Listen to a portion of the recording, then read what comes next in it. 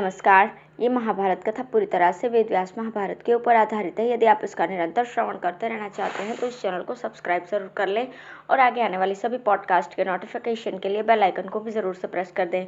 अब हम सुनेंगे युधिष्ठिर का विषाद और भगवान श्री कृष्ण तथा व्यास जी के द्वारा उसका निवारण। धृतराष्ट्र ने पूछा, संजय अब आगे की बात बताओ। घटोत्कच के मारे जाने पर कौरव पांडवों में किस प्रकार युद्ध हुआ। संजय ने कहा, महाराज, कर्ण के द्वारा उस राक्षस के मारे जाने पर आपके सैनिक बड़े प्रसन्न हुए।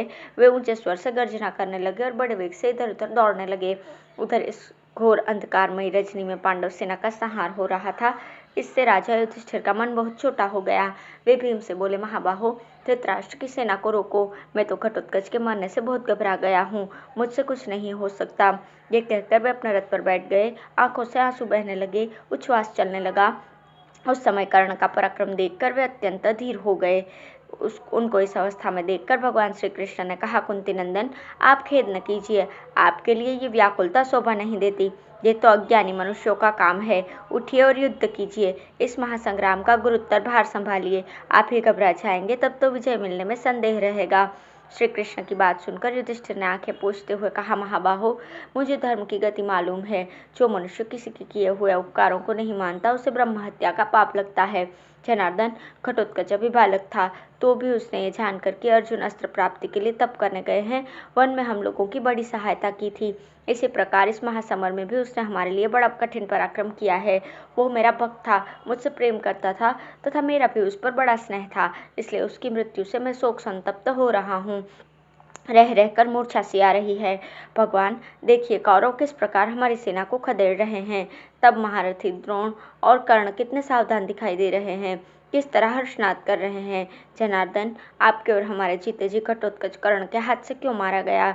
अर्जुन के देखते देखते उसकी मृत्यु हुई है। वीरवर, अब मैं स्वयं ही कर्ण को मारने के लिए जाऊंगा। यूं कहकर अपना महान धनुष टंकारते हुए वे बड़ी उतावली के साथ चल दिए। यह देखकर भगवान श्री कृष्ण ने कहा, ये राजा युधिष्ठिर कर्ण को मारने के लिए चले जा रहे हैं। इस समय इन्हें अकेले छोड़ देना ठीक नहीं है। यह कहकर उन्होंने बड़ी शीघ्रता के साथ घोड़ों को हाँका और दूर पहुंचे हुए राजा को बीच में ही रोक लिया। इतने में ही भगवान व्यास जी उनके समीप प्रकट होकर बोले, कुंती नंदन, ये बड़े सौभाग्य की बात है कि कर्ण के साथ कई बार मुठभेड़ होने पर भी अर्जुन जीवित बच गया है। उसने अर्जुन को मारने की इच्छा से ही इंद्र की दी हुई शक्ति को बचा रखा था। द्वैरथ युद्ध में उसका सामना करने के लिए अर्जुन नहीं गए, ये बहुत अच्छा हुआ। यदि चाहते तो आज कर्ण इन पर ही उस शक्ति का प्रहार करता। ऐसी दशा में तुम और भयंकर विपत्ति में फंस जाते। सुतपुत्र के हाथ से घटोत्कच का ही मारा जाना अच्छा हुआ। काल ने ही इंद्र की शक्ति से उसका नाश किया है। ऐसा समझकर तुम्हें क्रोध और शोक नहीं करना चाहिए। युधिष्ठिर, सभी प्राणियों की एक दिन यही गति होती है, इसलिए तुम चिंता छोड़कर अपने सभी भाइयों को साथ लेकर कौरवों का सामना करो। आज के 5वें दिन इस पृथ्वी पर तुम्हारा अधिकार हो जाएगा। सदा धर्म का ही चिंतन करते रहो। दया, तप, दान, क्षमा और सत्य आदि सद्गुणों का प्रसन्नतापूर्वक पालन करो। जिधर धर्म होता है उस पक्ष की विजय अवश्य होती ही है। यह कहकर व्यास जी वहीं पर अंतर्ध्यान हो गए। अब है अर्जुन की आज्ञा से दोनों सेनाओं का रणभूमि में शयन तथा दुर्योधन और द्रोण की रोषपूर्ण बातचीत। संजय कहते हैं, व्यास जी के इस प्रकार समझाने पर धर्मराज युधिष्ठिर ने स्वयं तो कर्ण को मारने का विचार छोड़ दिया, किंतु धृष्टद्युम्न से कहा, वीरवर, तुम द्रोणाचार्य का सामना करो, क्योंकि उनका ही विनाश करने के लिए तुम धनुष बाण, कवच और तलवार के साथ अग्नि से प्रकट हुए हो। पूर्ण उत्साह के साथ द्रोण पर धावा करो। तुम्हें तो उनसे किसी प्रकार भय नहीं होना चाहिए। जन्मेजय, शिखंडी, यशोधर, नकुल, सहदेव, द्रौपदी के पुत्र, प्रभद्रगण, द्रुपद, विराट, सात्यकी के राजकुमार और अर्जुन, ये सब के सब द्रोण को मार डालने के लिए चारों ओर से आक्रमण करें। इसी प्रकार हमारे रथी, हाथी सवार, घुड़सवार और पैदल योद्धा भी महारथी द्रोण को रथ में मार गिराने का प्रयत्न करें। पांडुनंदन युधिष्ठिर की ऐसी आज्ञा होने पर सभी सैनिक आचार्य द्रोण का वध करने के लिए उन पर टूट पड़े। उन्हें सहसा आते देखकर द्रोणाचार्य ने अपनी पूरी शक्ति लगाकर उन्हें आगे बढ़ने से रोक दिया। तब राजा दुर्योधन ने भी आचार्य की जीवन रक्षा के लिए पांडवों पर धावा किया। फिर तो दोनों ओर के योद्धाओं में युद्ध छिड़ गया। उस समय बड़े बड़े महारथी भी नींद से अंधे से हो रहे थे। थकावट से उनका बदन चूर चूर हो रहा था। उनकी समझ में कुछ भी नहीं आता था कि क्या करना चाहिए। वो भयानक अर्धरात्रि निद्रांत सैनिकों के लिए 1000 पहर की सी जान पड़ती थी। किसी में भी लड़ने का उत्साह नहीं रह गया था। सब शिथिल एवं दीन हो रहे थे।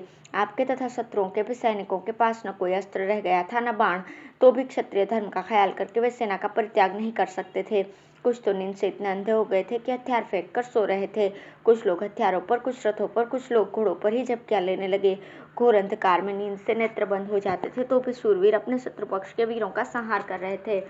कुछ तो नींद में इतने बेसुध हो रहे थे कि शत्रु उन्हें मार रहे थे और उनको पता भी नहीं चलता था। सैनिकों की अवस्था देखकर अर्जुन समस्त दिशाओं को निनादित करते हुए ऊंचे स्वर में बोले, योद्धाओं, इस समय तुम्हारे वाहन थक गए हैं, तुम लोग भी नींद से अंधे हो रहे हो, इसलिए यदि तुम्हें स्वीकार हो तो थोड़ी देर के लिए लड़ाई बंद कर दो और यहीं सो जाओ। फिर चंद्रोदय हो जाने पर जब नींद का वेग कम हो और थकावट दूर हो जाए तो दोनों दलों के लोग पुनः युद्ध छेड़ेंगे। धर्मात्मा अर्जुन की बात सबने मान ली और दोनों पक्ष की सेनाएं युद्ध बंद करके विश्राम करने लगी। अर्जुन के उस प्रस्ताव की देवता और ऋषियों ने भी सराहना की। विश्राम मिल जाने से आपके सैनिकों को भी बड़ा सुख हुआ। वे अर्जुन की प्रशंसा करते हुए कहने लगे, महाबाहु अर्जुन, तुम में वेद, अस्त्र, बुद्धि, पराक्रम और धैर्य और धर्म सब कुछ है। तुम जीवों पर भी दया करना जानते हो। तुमने हमें जो आराम दिया है, इसके बदले में भी भगवान से हम प्रार्थना करते हैं कि तुम्हारा कल्याण हो। वीरवर, तुम्हारे सभी मनोरथ शीघ्र ही पूर्ण हो। इस प्रकार पार्थ की प्रशंसा करते करते वे नींद के वशीभूत होकर सो गए। कोई घोड़ों की पीठ पर लेटे थे तो कोई रथ की बैठक में ही सो गए थे। कुछ लोग हाथी के कंधों पर सोते थे और कुछ जमीन पर ही पड़ गए थे। नाना प्रकार के आयुध, गदा, तलवार, फरसा, प्राश और कवच धारण किए हुए ही लोग अलग अलग पड़े हुए थे। राजन, उस समय अत्यंत थके हुए हाथी, घोड़े और सैनिक सभी युद्ध से विश्राम पाकर गाढ़ी नींद में सो गए थे। तदंतर 2 घड़ी के बाद पूर्व दिशा में तारों को क्षीण करते हुए भगवान चंद्रदेव का उदय हुआ।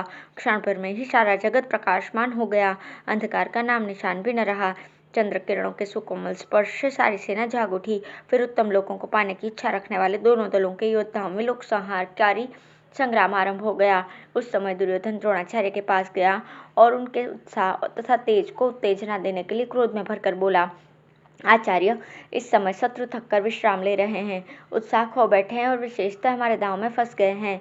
ऐसी दशा में भी युद्ध में उन पर किसी तरह की रियायत नहीं होनी चाहिए। आज तक हम ऐसे मौकों पर आपको प्रसन्न रखने के लिए सब तरह से क्षमा करते आए हैं। उसका फल ये हुआ है कि पांडव थके होने पर भी अधिक बलवान होते हैं। ब्रह्मास्त्र आदि जितने भी दिव्य अस्त्र हैं, वह सब के सब यदि किसी एक के पास है तो वे आप ही हैं। संसार में पांडव या हम लोग कोई भी धनुर्धर युद्ध में आपकी समानता नहीं कर सकते। द्विजवर, इसमें तनिक भी संदेह नहीं है कि आप अपने दिव्य अस्त्रों से देवता, असुर और गंधर्वों सहित तीनों लोगों का संहार कर सकते हैं। इतने शक्तिशाली होकर भी आप पांडवों को अपना शिष्य समझकर अथवा मेरे दुर्भाग्य के कारण उनको क्षमा ही करते जाते हैं। दुर्योधन की बात सुनकर आचार्य द्रोण कुपित होकर बोले, दुर्योधन, मैं बूढ़ा हो गया हूँ तो भी संग्राम में अपनी शक्ति पर लड़ने की चेष्टा करता हूँ, परंतु जान पड़ता है तुम्हें विजय दिलाने के लिए अब मुझे नीच कर्म भी करना पड़ेगा। ये सब लोग उन अस्त्रों को नहीं जानते और मैं जानता हूँ, इसलिए मैं उन्हीं अस्त्रों का प्रयोग करके इन्हें मारूंगा। इससे बढ़कर खोटा काम और क्या हो सकता है। बुरा या भला जो भी काम तुम कराना चाहो, तुम्हारे कहने से ही वो सब कुछ करूंगा, अन्यथा अपनी इच्छा से तो अशुभ कर्म मुझसे नहीं होगा। समस्त पांचाल राजाओं का संहार करके युद्ध में पराक्रम दिखाने के बाद ही अब कवच उतारूंगा। इसलिए मैं अपने हथियार छूकर सत्य की शपथ खाता हूँ। परंतु तुम जो ये समझते हो कि अर्जुन युद्ध में थक गया है, ये तुम्हारी भूल है। अर्जुन का सच्चा पराक्रम मैं सुनता हूँ। और सुनो, सव्यसाची के कुपित होने पर देवता, गंधर्व, यक्ष और राक्षस भी उन्हें नहीं जीत सकते। खांडव वन में उन्होंने इंद्र का सामना किया और अपने बाणों से उनकी वर्षा रोक दी तथा बल के घमंड में फूले हुए यक्ष, नाग तथा दैत्यों को परास्त किया। याद है कि नहीं, घोष यात्रा के समय जब चित्रसेन आदि गंधर्व तुम्हें बांध कर लिए जाते थे, उस समय अर्जुन ने ही तुम्हें छुटकारा दिलाया था। देवताओं के शत्रु निवात कवच नामक दैत्यों को, जिन्हें स्वयं देवता भी नहीं मार सकते थे, अर्जुन ने ही परास्त किया।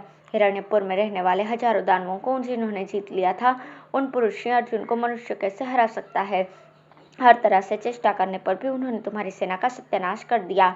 यह सब तो तुम रोज अपनी आंखों से देखते हो। महाराज, इस प्रकार जब द्रोणाचार्य अर्जुन की प्रशंसा करने लगे तो आपके पुत्र ने कुपित होकर कहा, आज मैं दुशासन, कर्ण और मामा शकुनी सब मिलकर कौरव सेना को 2 भागों में बांटकर 2 जगह से मोर्चाबंदी करेंगे और युद्ध में अर्जुन को मार देंगे। यह सुनकर आचार्य मुस्कुराते हुए बोले, अच्छा जाओ, परमात्मा ही कुशल करे। भला कौन ऐसा क्षत्रिय है जो गांडीवधारी अर्जुन का नाश कर सके। दुर्योधन, मनुष्य की तो बात ही क्या, इंद्र, वरुण, यम, कुबेर तथा असुर, नाग और राक्षस भी उसका बाल बांका नहीं कर सकते। तुम जो कुछ कह रहे हो ऐसी बातें मूर्ख किया करते हैं। भला संग्राम में अर्जुन से लोहा लेकर कौन कुशल पूर्वक घर लौट सकता है। तुम तो निर्दयी हो और पाप में ही तुम्हारा मन बसता है, इसलिए तुम्हारा सब पर संदेह रहता है तथा जो लोग तुम्हारे हित साधन में लगे हैं उनके प्रति भी तुम अंट संट बकती रहते हो। तुम तो खानदानी क्षत्रिय हो, जाओ ना अपने लिए खुद ही अर्जुन से लड़ो और उन्हें मार दो। इन सब निरपराध सिपाहियों की जान क्यों खोना चाहते हो। तुम ही इस वैर विरोध के मूल कारण हो, इसलिए स्वयं ही जाकर अर्जुन का सामना करो और साथ में जाए तुम्हारा मामा जो कपट से जुआ खेलने में बड़ा बहादुर है। ये धूर्त जुआरी जिसने दूसरों को धोखा देने में ही अपनी बुद्धि का परिचय दिया है, तुम्हें पांडवों से विजय दिलाएगा। तुम भी धृतराष्ट्र को सुना सुनाकर कर्ण के साथ बड़ी उमंग से कहा करते थे, पिताजी मैं कर्ण और दुशासन तीनों मिलकर पांडवों को जीत लेंगे। ये तुम्हारा डींग मारना मैंने सभा में कई बार सुना है। आज उन्हें साथ लेकर प्रतिज्ञा पूरी करो, कही हुई बात सत्य करके दिखाओ। वो देखो तुम्हारा शत्रु अर्जुन निर्भीक होकर सामने ही खड़ा है। क्षत्रिय धर्म का ख्याल करके युद्ध करो। अर्जुन के हाथ से तुम्हारा मारा जाना जीत होने से कहीं अच्छा है। जाओ निडर होकर लड़ो। यह कहकर आचार्य द्रोण जिधर शत्रु खड़े थे उधर ही चल दिए। फिर सेना को दो भागों में बांटकर युद्ध आरंभ हुआ। धन्यवाद।